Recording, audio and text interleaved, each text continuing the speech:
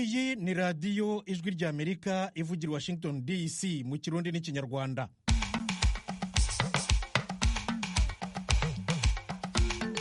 Nshuti zacu mwabonye bucya, mu Rwanda muratwumvira kuri FM 104.3 na FM 93.3. Mu karere ka Kisoro muri Uganda muradukurikira kuri FM 88.9 ya radiyo Muhabura. Naho mu Burundi ni ku mirongo migufi metero 25, 31 na 41. Ikaze muri kumwe na Thomas Kamirindi. Amashyirahamwe atandukanye akorera mu gihugu cy'u Burundi akomeje kwiyamiriza intambara yo mu burasirazuba bwa Repubulika ya Demokarasi ya Kongo. Ukuvogera imbibe n'ubwigenge bw'igihugu gushika uno munsi imigwi ishigikiwe n'u Rwanda imaze gukora ubwicanyi. Uyu ni Isaac Bakanibona aserukira ishyirahamwe Akopa Burundi. Mu Rwanda Sylvain Sibomana yahakaniye urukiko rukuru gukorana n'umunyapolitiki utavuga rumwe n'ubutegetsi Victoire Ingabire. Bamwe mu bategetsi b'ibihugu by'Abarabu baramagana umugambi wa Perezida wa Amerika Donald Trump wo kwigarurira intara ya Gaza.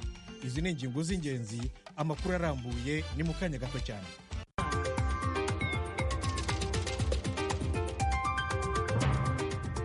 Ijwi ry'Amerika. Hagati aho Perezida Trump na mugenzi we w'Ubushinwa Xi Jinping barateganya kuganira kuri telefone mu minsi iri imbere ku kibazo cy'imisoro ku bicuruzwa biva mu gihugu kimwe bijya mu kindi. Fideli Niyongabo.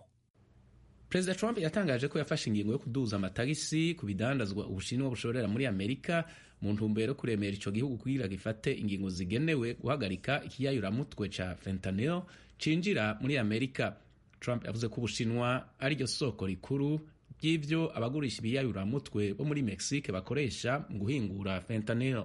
Ingingo nshasha ya Perezida Donald Trump yo gutangisha amatagisi ku rugero rw'ibice 10% ku bidandazwa biturutse mu Bushinwa yagiye mu ngiro igihe c'isaha 6 zo mw'ijoro ku munsi wa mbere w'indwi. Inyuma yaho gatoyi Ubushinwa bwaciye bufata ingingo yo gutangisha amatagisi ku rugero rw'ibice 15% ku bidandazwa bivuye muri Amerika bigizwe n'ibizuku n'umwuka utanga inguvu hamwe n'ibice 10% ku bitoro bidahinguye, imashini zikoreshwa mu burimyi n'ubwoko bw'imodoka bumwe bumwe. Amerika n'Ubushinwa, ibihugu bibiri bikomeye cyane kurusha ibindi ku isi mu by'ubutunzi, biri mu ntambara y'ubudandaji kuva mu mwaka wa 2018 igihe President Trump mu kiringo ciwe ca mbere yadugije akatari gake amatagisi ku bidandazwa bituruka mu Bushinwa. N'ico gihe Ubushinwa bwarafashe ingingo yo gusubiriza mu ndumane Amerika. Nyuma yaho Perezida Trump atangarije ko akuye igihugu cye muri OMS, ishami ry'umuryango w'abibumbye ryita ku buzima, mugenzi we wa Argentine Javier Milei nawe arashaka gukora nkawe no kumukurikiza. Fideli Niyongabo.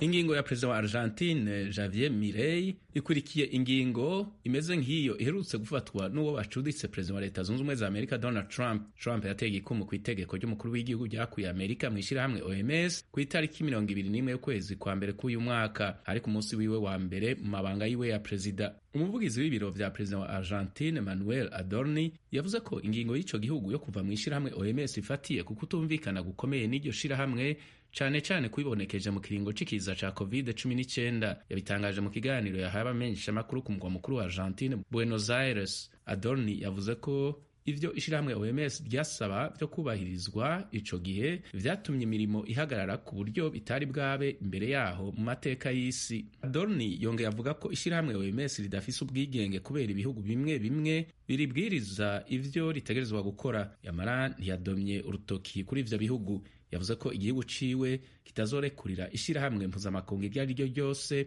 kwivanga mu biraba igihugu ciwe harimwo n'ivyerekeye amagara y'abantu.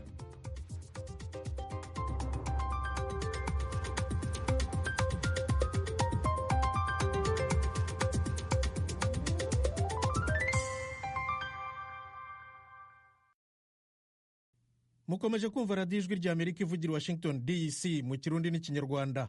Mudukurikira no ku rubuga rwa internet wa radiyo yacu voa.com, kuri YouTube na Facebook n'izindi mbuga nkoranyambaga zacu zose radiyo yacu VOA.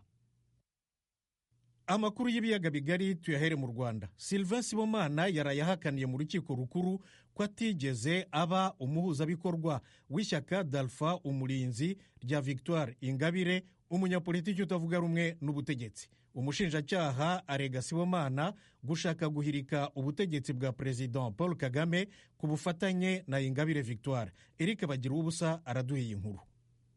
Bwana Sylvain Sibomana ubushinjacyaha bufata nk'ukuriye itsinda ry'abo bareganwa ni nawe burega ibyaha byinshi kuruta bagenzi be. Bumurega ibyaha 5 byo kugira nawe ubutegetsi buriho cyangwa perezida wa repubulika, mu gihe abandi 9 abo barega ibyaha 2 gusa. Sibomana wasoreje bagenzi be mu kwiregura kimwe n'abamubanjirije yaburanye hakana ibyaha byose. Yakunze gushaka gutinda ku byemezo byafashwe mu iburanisha ry'ibanze. Mu rukiko rukuru rwamubwiye ko ibyo nta mwanya bifite mu rubanza mu mizi. Rwakunze kumwibutsa ko yagombye gukoresha umwanya yahawe akiregura kuko rwavugaga ko Sibomana yatandukiraga. Yavuze ko hari inenge zikomeye abona mu kirego cy'ubushinjacyaha gikubiyemo ibyaha mbumurega. Sibomana avuga ko ibimenyetso ubushinjacyaha bushingiraho bumurega byabonetse mu buryo bunyuranije n'amategeko. Yasobanuye ko ubugenzacyaha bwagiye kumusaka mu ijoro bumutwara inyandiko, telefone n'amafaranga atazi aho biherereye kugeza n'ubu ari nabwo bamufunze. Mu mahugurwa bakoze ubushinjacyaha buvuga ko yaragambiriye guhirika ubutegetsi bwa perezida Paul Kagame. Sibomana yitwaga izina ry'irihimbano rya Grace. Yasobanuye ko igitabo bahuguweho cyitwa Blueprint for Revolution cy'umunyaserbia Sirija Popovic gikubiyemo amahugurwa ku gukemura impaka mu mahoro. Avuga ko ayo mahugurwa yayamenyeshejwe n'uwitwa Asumutuba mu mahanga, nawe bahuriye ku rubuga rwa Facebook. Sibomana nta kibazo abona muri ayo mahugurwa kuko yemeza ko akiga muri kaminuza Butare yari yarayakozeho. Yavuze ko Boniface Nzabandora wemeje ko rewe wasabye ayo mahugurwa ku busabe bwa Ingabire Victoire. Sibomana ataramaze igihe baziranye. Kuba bahugurwaga barakoreshaga amazina y'amahimbano, uregwa yemeje ko igitekerezo cyaturutse kuba bahuguraga. Yavuze ko ibyo ubushinjacyaha bumurega bitashoboka kuko bahuguwe ku gukemura amakimbirane ntawe uhutajwe. Urukiko rwakunze kumubwira ko ashaka gukwepa ibikorwa bigize ibyaha akarujyana mu bitari ngombwa. Yemeje ko yohereje abo bareganwa ubutumwa bwo kwitegura umunsi wahariwe umunyapolitiki Victoire Ingabire Umuhoza uzwi nka Ingabire Day. Umunyarwanda niyubahwe niyo nsanganyamatsiko Sibomana yari yahaye uwo munsi. Avuga ko bitagize icyaha kuko yaragamije guha imbaraga uwo munsi. Ikiswe operation Tinyuka udahungetwa ugahungeta yasobanuye ko itari igamije kibi. Yavuze ko kwari ukumenya uburenganzira nuko wabuharanira. Avuga ko abantu benshi bakora ikibi kubera ko bakoreshwa n'ubwoba. Umunyamategeko Gatera Gashabana afatiye ku nyito z'ibyaha asanga zidahura n'ibikorwa yabwiye urukiko ko ikirego cy'ubushinjacyaha cyagombye kuba kitakiriho. Yavuze ko nta bikorwa bitegura ibyaha bakoze. Ubushinjacyaha burega Sylvain Sibomana nk'umuhuzabikorwa w'ishyaka Darufa umurinzi ritaremerwa n'amategeko y'u Rwanda, bukanashingira no ku kuba ari watumije bagenzi be mu mahugurwa. Uregwa n'umwunganira bagahakana ko atari umuhuzabikorwa w'iri shyaka. Bavuze ko Ingabire Victoire yarishinze mu 2019 nyuma yo kuva muri gereza. Bibutsa ko rishingwa Sibomana nawe yarafunzwe atari kuri bera umuhuzabikorwa ari muri gereza. Urukiko ruti niba atari umuhuzabikorwa yatumije amahugurwa nkande. Gashabana yasubije ko yatumije ku giti cye kandi ko bitagize icyaha. Yibukije ko umunyaserbia Popovic mu 2012 na 2022 yahawe igihembo cy'amahoro cyitiriwe Nobel, bityo ko ibikubiye mu gitabo cye nta kibazo byateza. Yavuze ko n'ibibazo bahugurwaga bagarutseho nk'ibyo kwimura abantu nta ngurane, iby'imisoro, iby'abazunguzayi bahohoterwaga n'ibindi byariho ariko ko byakemutse. Yavuze ko ibyo babivugiraga mu nama itagamije gukurura amacakubiri cyangwa intambara kuko batangaga ibitekerezo gusa. Gashabana yabwiye urukiko ko abizihiza Ingabire Day bijyanye n'ubwisanzure ku biyumvamo umunyapolitiki Ingabire Victoire. Yagarutse kuri Boniface Nzabandora wemeza ko ari we wasabye amahugurwa nk'uwari uhagarariye ishyaka Darufa umurinzi mu gace k'iburasirazuba. Yarangiza agafata iya mbere ashyira ubugenzacyaha amajwi yafashe bagenzi be batabizi. Akibazwa niba yafatwa nk'umutangamakuru cyangwa nk'umutangabuhamya kandi ari we nyirabayazana w'iki kirego. Maître Gashabana yasoje asaba urukiko ko rwazemeza ko ibimenyetso bigize ikirego rutabishingiraho ruhamya Sibomana ibyaha. Biteganijwe ko kuri uyu wa kane Boniface Nzabandora azatambuka imbere y'urukiko agahatwa ibibazo. Igikomejwe kwibazwa na bamwe mu bakurikirana urubanza ni uburyo uyu wari uhagarariye ishyaka Darufa umurinzi mu burasirazuba yafashe amajwi bagenzi be batabizi mu mahugurwa akayashyikiriza inzego z'umutekano akaba yidegembya abandi bafunze. Bagira ubusa ijwi ry'Amerika i Kigali. Ijwi ry'Amerika tuve mu Rwanda tujye ku kibazo cy'ibiva kuri peteroli mu Burundi. Bamwe mu bagenzi bakora ingendo hagati y'umujyi wa Uvira wa Repubulika ya Demokarasi ya Kongo mu ntara ya Kivu y'Epfo na Bujumbura mu Burundi bamara amasaha menshi mu muhanda bitewe n'ubwinshi bw'imodokari z'abarundi zijya gushakisha igitoro muri Kongo. Ni inkuru ya Vedasto Ngabo wagiye kureba uko byifashe ikavimvira. yaba abagenzi bava Bujumbura bagana Uvira cyangwa bava mu Burundi bagana mu mujyi wa Bukavu twasanze Kavimvira, bose bahuriza ku kintu kimwe: ubwinshi bw'imodokari z'abarundi ziri kuja bukaguza gushakira igitoro muri Kongo zituma birirwa mu muhanda, abandi bakarara mu nzira. Tugera ku mupaka wa Gatumba twasanze imodokari zibarirwa mu magana zari zitonze imirongo iva Gatumba kugera imbere y'umupaka wa Kavimvira. Bamwe mu bashoferi bari mu modokari, abagenzi bari bazirimo bari bazivuyemo bagenda n'amaguru. Bamwe bari bicaye imbere y'umupaka wa Kongo, muri bo bazanya n'indi modokari zabazanye zitarashika. Nduwayo Aimable akorera ishyirahamwe ritwara abagenzi mu muhanda wa Bujumbura Bukavu, avugana n'ijwi rya Amerika, yasabye leta ya Kongo n'iy'u Burundi gukemura iki kibazo cy'ibitoro kugira ngo imirimo yabo ntikomeze kudindira. Dufise ikibazo cy'abantu bava i Burundi baza kunywa igitoro muri Kongo, bica bituma ducererwa gushikana abantu iyo baja i Bukavu. Rero turasaba ko bo mu Burundi batobura igitoro kote y'u Burundi no muri Kongo, bashireho umustari w'ama-agence n'umustari w'abaza kunywa muri Kongo.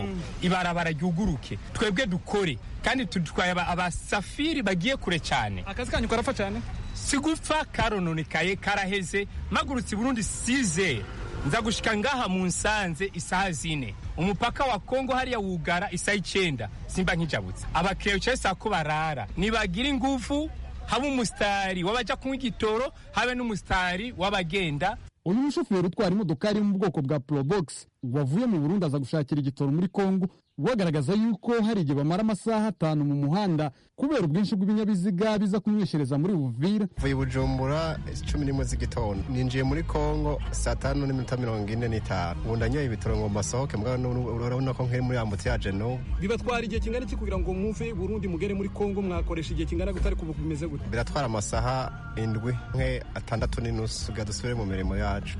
Dusaba ko leta yodutunganiza twaronka bitoro nkuko abandi babironka, murako mu kindi gihugu vyoroshe kuronka. Bamwe mu bagenzi barimo abagana mu mujyi wa Bukavu twasanze Kavimvira bavuga yuko barara mu nzira kubera iki kibazo cy'imodokari nyinshi, kuko bajya kugera Kamanyura cyangwa ku mupaka w'Urusizi rwa mbere wafunzwe. Ingaruka nyinshi cyane, ubu dushobora kurara mu muhanda twari tuzi yuko turari Bukavu, ubu ndabona ko turara Kamanyura cyangwa Cyangugu.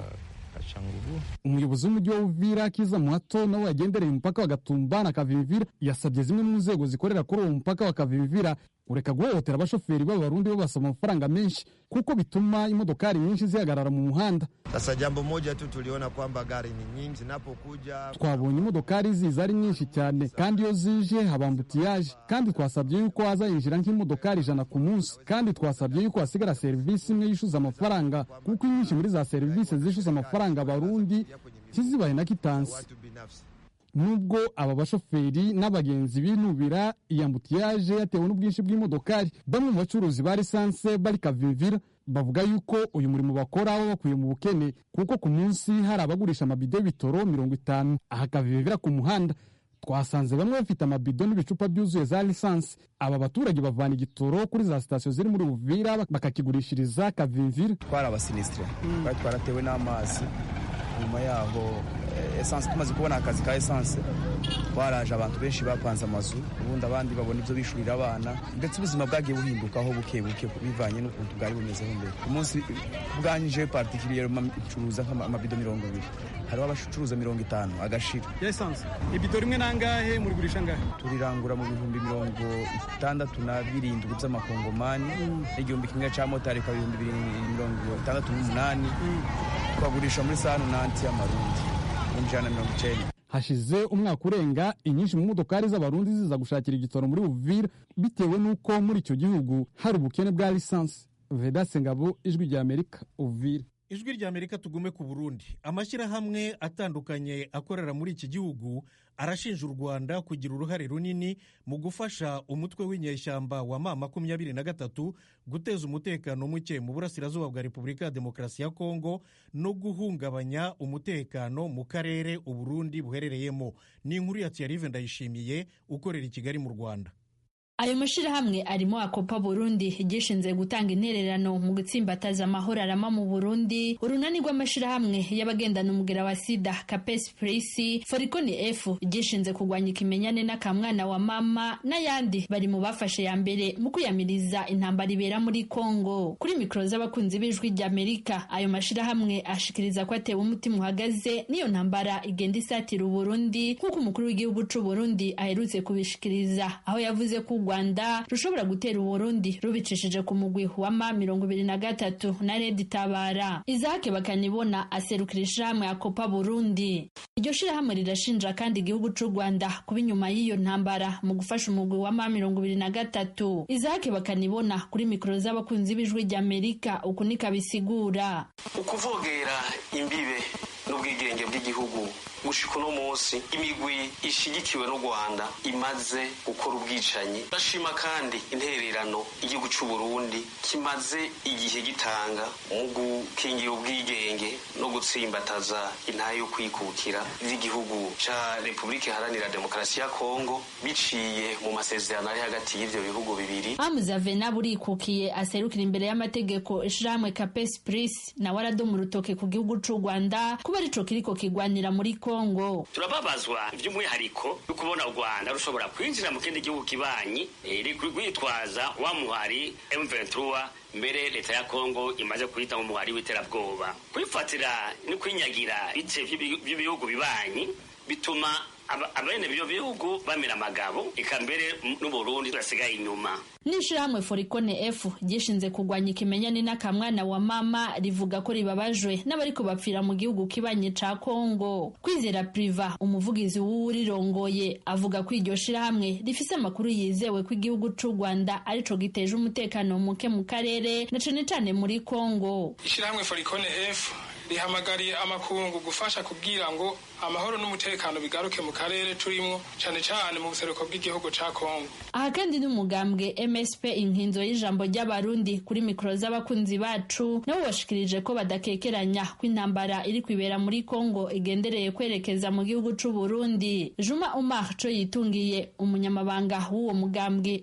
Umugambwe MSP inkinzo ushigikiye bimwe bivuye ku mutima nyene cubahiro umukuru w'igihugu cacu ciza c'u Burundi General Major Evariste Ndayishimiye ku ngingo zose azofata ku neza y'u Burundi n'abarundi mu ntumbero yo gukingira igihugu cacu n'abarundi bose mu vyabo no mu babo kugira Uburundi bube igihugu kitavogeye. Kuri ivyo byashikirijwe n'amashirahamwe ndetse n'imigambwe bidoma urutoke ku gihugu c'u Rwanda ko arico cinyegeje nyuma y'intambara iri kwibera muri Kongo, ijwi ry'Amerika ryashatse kumva icindi migambwe ibivuga ko. Tuhamagaye kuri telefone Shovino Mugwengezo arongoye umugambwe IPD Zigamibanga akaba aba mu gihugu c'u Bubiligi, avuga ko amashirahamwe ubwayo atemerewe gushinja igihugu kanaka ko kiri mu ntambara n'ikindi gihugu kitari co bakoreramwo. Mu Kirundi bavuga ngo uwibwe niwe yiruka. Simbona ingene u Rwanda uno munsi bwofatwa nk'igihugu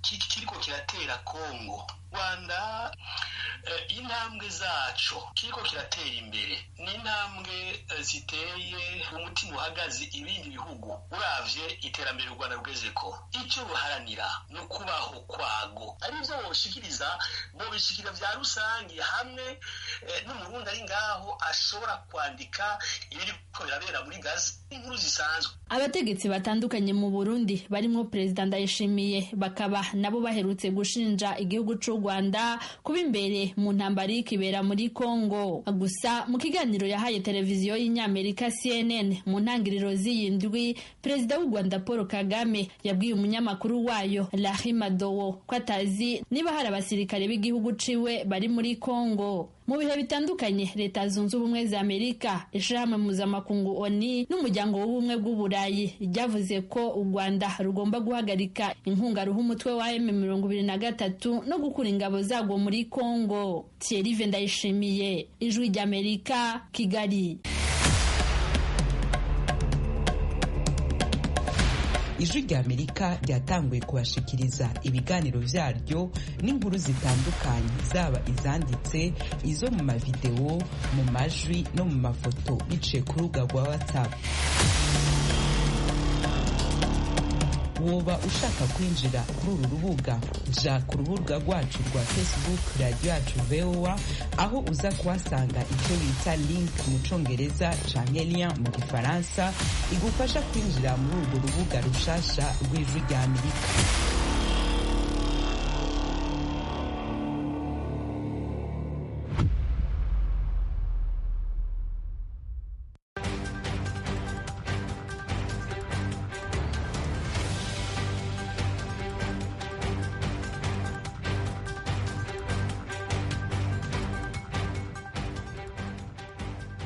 Ijwi rya Amerika tuve mu karere k'ibiyaga bigari tuze hano muri Leta Zunze Ubumwe za Amerika. Ejo bundi kuwa kabiri Perezida Trump yatangaje ko ashaka ko Amerika ifata ikanigarurira intara ya Gaza ya Palestina.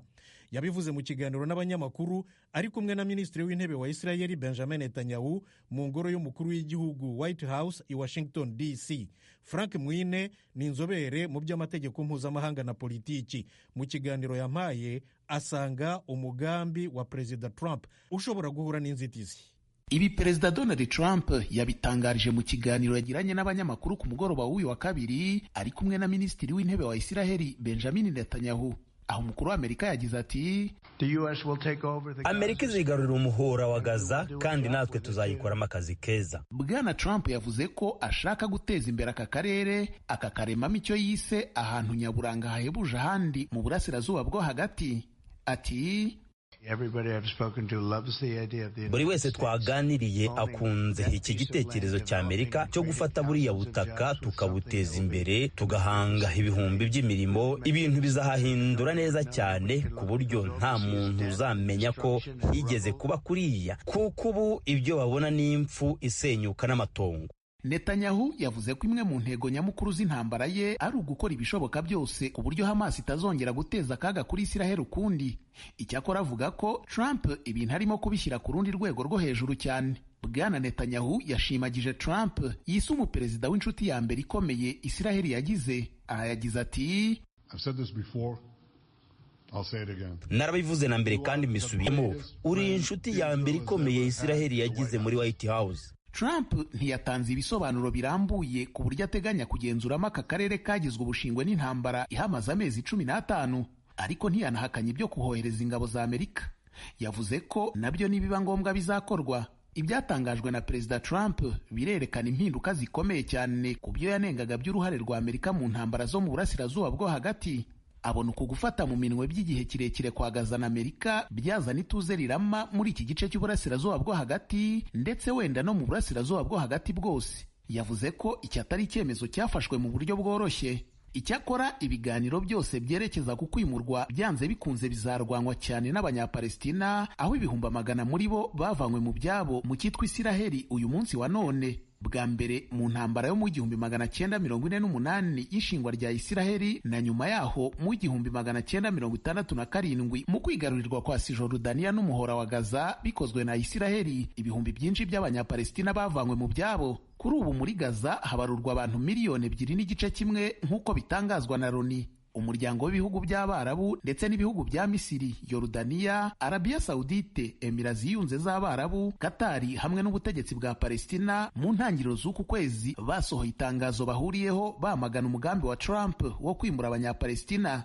Ibihugu byaburiye ko gahunda nk'izo zibangamiye umutekano w'akarere ndetse zikaba zatuma intambara irushaho kwaguka kandi zinabangamiye amahoro n'imibanire myiza hagati y'abagatuye. Ntibirasobanuka uburyo kwigarurira Gaza bihura n'umugambi Trump ubwe yitangarije wo kwagura amasezerano ya Abraham ngo hinjizwemo n'ubutegetsi bwa Riyadh.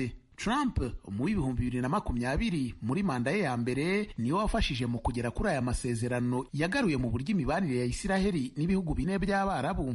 Icyakora Arabia Saudite yihutiye gusubiza ku byatangajwe na Trump kuri Gaza, ivuga ko itazagirana imibanire mu bya diplomasi na Isiraheli hatabayeho ishingwa rya leta yemewe ya Palestina kandi ko aho iki gihugu gihagaze hatagibwaho impaka.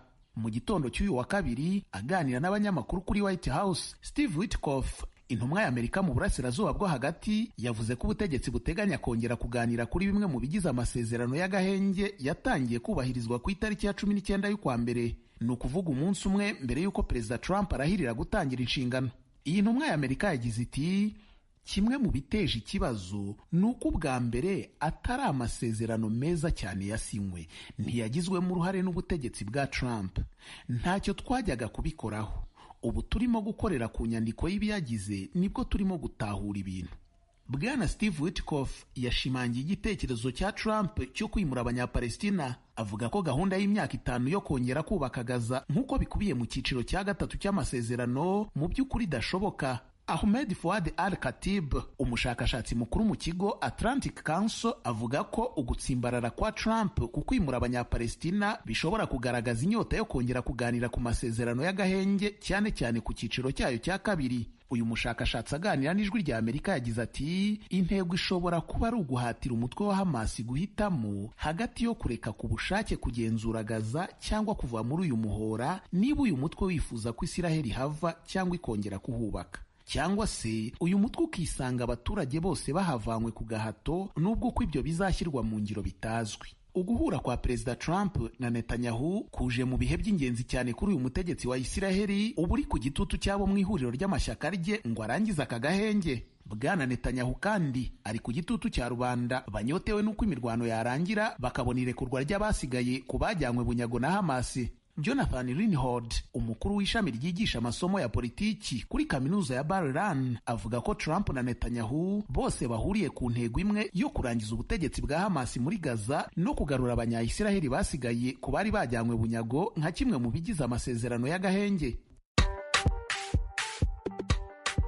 Nshuti bakunzi bacu, Ijwi rya Amerika ryatanguye kubashikiriza ibiganiro vyaryo n'inkuru zitandukanye, zaba izanditse, izo mu mavideo, mu majwi no mu mafoto biciye ku rubuga rwa WhatsApp. Woba ushaka kwinjira kuri uru rubuga, ja ku rubuga rwacu rwa Facebook Radio Yacu VOA, aho uza kuhasanga ico bita link mu Congereza canke lien mu Gifaransa igufasha kwinjira muri urwo rubuga rushasha rw'Ijwi rya Amerika. Mukomeje kumva radiyo Ijwi rya Amerika ivugira Washington DC mu Kirundi n'Ikinyarwanda. Nshuti zacu, mbashimiye cyane rwose ko muri ba mudatenguha, maze rero ahangaha niho amakuru ahumurije. Mbashimiye ko mwayakurikiye. Mugire umunsi mwiza. Mwari kumwe na Thomas Kamirindi. Murakarama.